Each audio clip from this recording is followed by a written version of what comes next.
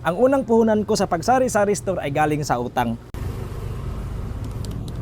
May nagtanong na naman sa'yo dito. Oy, ano ba yan? Akin na.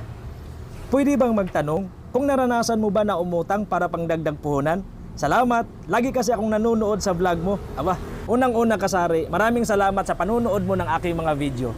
Sa tanong mo po kung naranasan ko bang umutang para pangdagdag puhunan, oo kasari. Sa katunayan, ang unang puhunan ko sa pagsari-sari store ay galing sa utang. May taong nagtiwala sa akin, pinahiram ako ng pangpuhunan na walang tubo.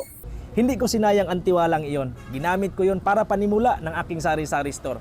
At habang unti-unti kong pinapalago ang aking tindahan, sinisikap ko namang bayaran ang aking utang.